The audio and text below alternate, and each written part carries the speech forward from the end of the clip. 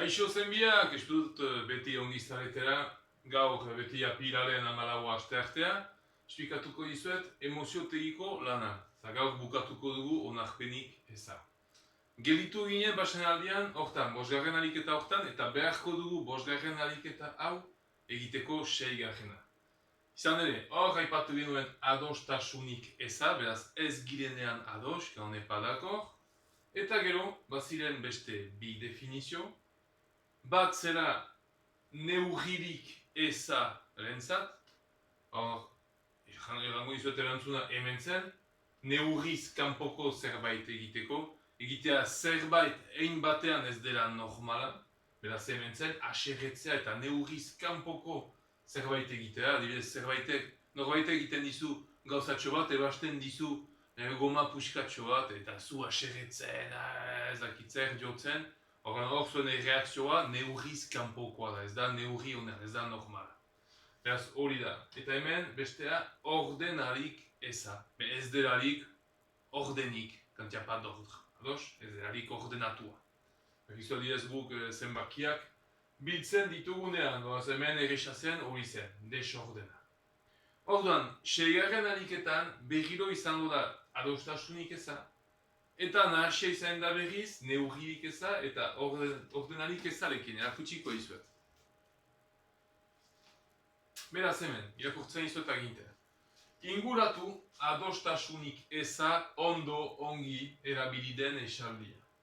Gero, erabili 5garren ariketako hitzak, errandutan arenago, beste bi esaldiak zuzentzeko. Esplikatuko dizuet. Beraz, hor badira, 3 esaldi. Irakurriko ditut 3. Aldi guziz, idatzia da adostasunik eza. Adostasunik eza, adostasunik eza. Baina bakarrik aldi batez ongi erabilia da adostasunik eza. Zuri da atxemaitea zoinan. Eta gero beste biak, ez dira ongi aldatu beharko da adostasunik eza eta eman edo neurririk eza, edo ordenarik eza. Beraz hor gero beharko dira, bakarrik badira bitokiz eta esaldi bat hemen ongi da. Beste biak berriz kopiatu beharko dira hor eta hemen, aldatuz adostasunik eza, neurririk eza, edo ordenarik eza hitzekin. Irakurtzen ditut 3. Gela hartan, adostasunik eza nabarmena zen, ageri zen, ikusten zen guztiz. Ezer ez zegoen bere lekuan.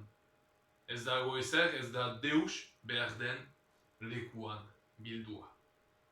Beraz, klase hortan, adostasunik eza nabarmena zen, ageri zen, ikusten zen, ezer deus ez zegoen etzen bere lekuan, etzen behar zen tokia.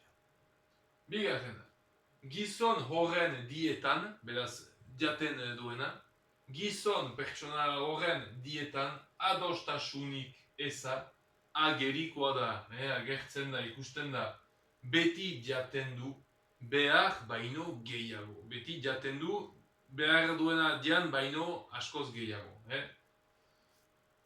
Azken esaldia, gaurko bileran, gaurko bilkuran, adostasunik eza izan da nagusi.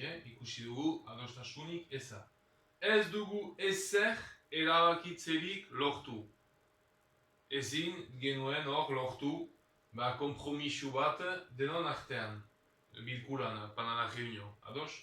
Beraz, hemen badituzue 3 esaldi horiek, bat ongi da inguratzen duzue. Beste biak kopiatzen dituzue hemen aldatuz adostasunik eza, edo neurririk ezarekin, edo ordenarik ezarekin. Txebaski batean aipatzen da pertsonak ez direla ados, beste batean aipatzen dutela zerbait ez dela bere ordenean emana, eta bestean aipatzen da ere bai, neurriz kanpoko zerbait. Neurririk ezarentzat. Horra, 6garren ariketa entzat. Orain 7garren ariketa biziki irringarri izanen da, kusiko zuen. Azaldu, beraz esplikatu, argitu, Hiru pertsona hauei, hemen badira hiru pertsona, Laida, Joanes eta P34 isa. Zer den gatu bat, eunsa. Zuek esan beharko diezue. Baina kasu, lehen pertsona entzat, Laida, esplikatu behar duzu Laidari zer den gatu bat, ez daki. Horan, Laidak ez daki zer den gatu bat, ez daki. Baina, badaki txakur bat zer den. Horan, hor agian, esplikatzen aldiozue zer den gatu bat, abiatuz txakurraren kontzeptutik. Beraz, agian txakurrak eta gatuak badute zerbait amankomuna eta gero beste gauza batzuk ezberdinak dira. Horan, hor egiten alduzue deskribapen bat konparatuz txakurra eta gatua. Bigarren arentzat, Joanes, gizon bat, ez du inoiz animaliarik ikusi. Ez daki zer den animalia bat, Horan dianik, esplikatu beharko diozue zer den animalia bat, nolakoa diren animaliak eta guzti. Eta eba esplikatu preseski, zehazki zer den gatu bat. Azken, pertsona hau deitzen da P34 isa. Extra lurtar bat da. Extra lurtar. Extraterrestre, lurtar, lurrekoa, lurra. P34 isa extra lurtar bat da, zen extraterrestre. Eta zuzara harekin topo egin duen lehenengo bizidun lurtarra. Zuzara ikusten duen humano, humen, lehen den da bizikoa. Ez du inoiz pertsonarik ikusi, beraz ez ere gaturik, ez eta ezer. Berari esplikatu beharko jozue, zer den gatu bat, ere bai.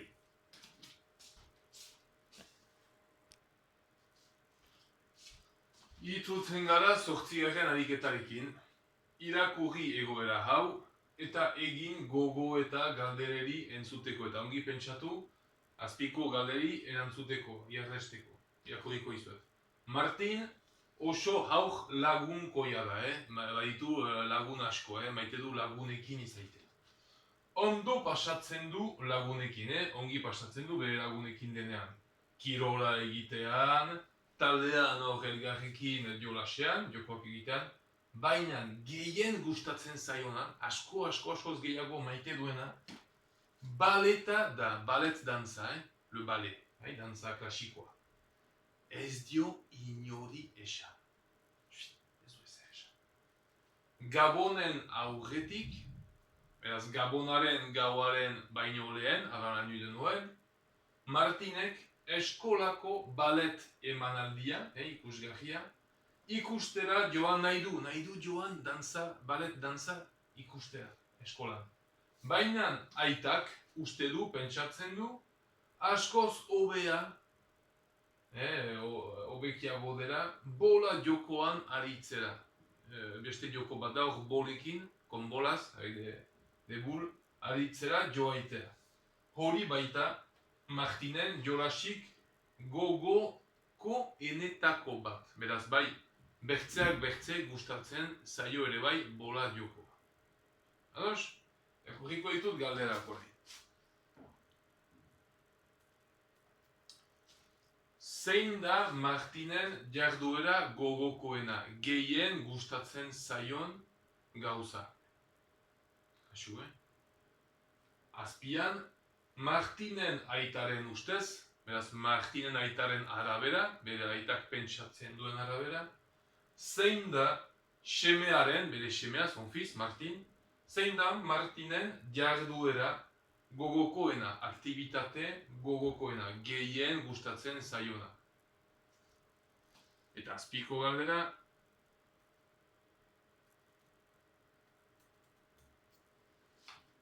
zer egingo zenuke zuk Martinen egoeran ba zeunde? Zu izango balin bazina, Martinen kasuan. Zu balin bazara Martin? Zer egingo zenuke? Eta zuri beraz, aipatutako galderak, zerbait asko maite duzu, beste gauza batzu maite dituzu ere bai, baina zure aitak ez daki, jarduera bat, aktibitate bat, besteak baino gehiago preziatzen dituzula. Beraz, zer egingo zenuke Martinen tokian izango bazina. Esango zenioke aitari baleta ikustera eramateko, beraz, eskatuko zeinoke zura itali, eganez, aita, soa gustatzen zait balet dantza eta eramanen nauzu harat, edo ez. Zer gaitik. Edo sekretuki gordetuko duzue desio hau, grina hau. Zer gaitik, hemen esplikatzen duzu. Eta hemen azpiko azken galdera, zer gerta liteke, zer pasatzen ahalko litaike, zer pasatuko zen, Martinek ez badu ezer esaten. Gordeturik, sekreturik, gordetzen barin badu hori, balet dantza asko maite dora, ba zer pastuko da ondotik, zer gerta liteke. Hora,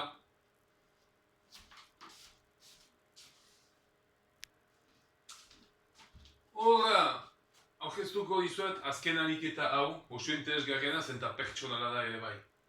Osatu taula hau, hemen bauze taula handi bat, gero, beraz hori, gero eskatu lagunen bati edo senitartekoren bati, familiako bati, zentak denok etxean gira, beraz eskatzen aldio zuen familiari, zuen arreba nahiari balin baduzue, zuen aitari edo amari edo etxeko pertsona bati edo telefonoz hor lagun bati.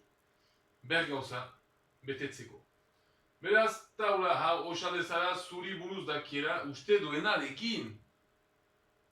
Horan kasu. Hori da zuek esango duzuena. Onerakoa naiz, moi je suis comme ça. Eta aipatuko dituzue gauza batzuk zuek definitzeko. Eta azpian,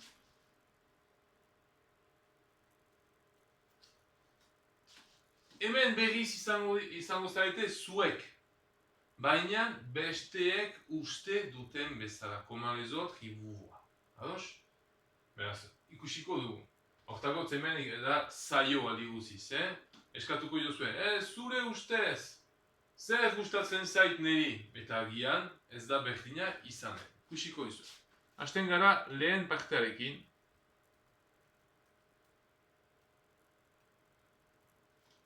Horan, zuek osatzen duzu hori zuek, bakarrik, tuzen. Hemen aipatuko dira emoziotegiko hainbat emozio ikusi ginetunak zehen batean eta zehen bian, ikusiko zuen.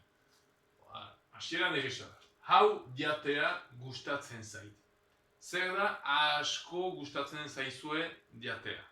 Hemen ematen duzu. Honek beldurtzen nau. Beldurra bazen liburu hortan. Beldurra, la peur. Zerk ematen dizue beldurra, honek beldurtzen da. Hau gustatzen zait. Hor, zerbait ikustea, izan daiteke ezakit, hori liburu bat irakurtzea, futbola begiratzea, dantza egitea, xuk aldatzea, ezakit. Gero, honek nazka ematen dit, nazka ere ikusi ben emoziotegia, nazka, degu, asko, honek nazka ematen dit. Gero, honek ondo pasarazten dit, ongi pasatzea. Zerbaitek hor ondo pasaratzen dizue. Gero, honek aspertu egiten hau, aspertzea ere ikusi genuen, s'ennuie, zerrekin aspertzen zarete. Eta bukaeran, honek lotxarazi egiten hau, lotxa sentitzea. Horretzen zarete hor, bazen ardia bere maten gorriekin hor. Lotxa, timidez, timidite. Beraz, hori zuek usatuko duzue. Ondotik.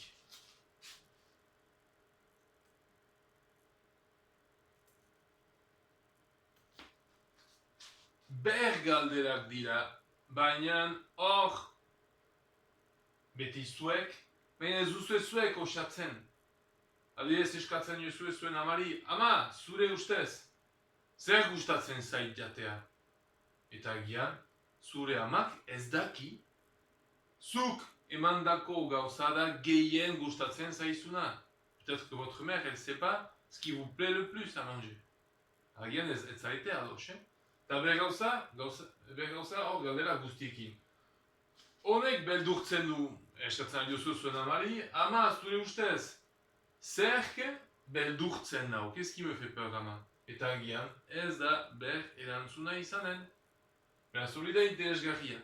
Lehen partean, lehen taulan da nola zuek ze maitatzen duzu, zer ez duzu maitatzen eta guzti, eta bigarren partea, edo ea zuen lagunek edo zuen familiakoek badakiten benetan nola zareten. Beraz, hori da helburua.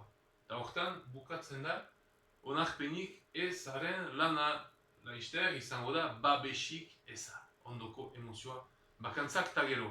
Ongi segi eta bakantza hon. Aio!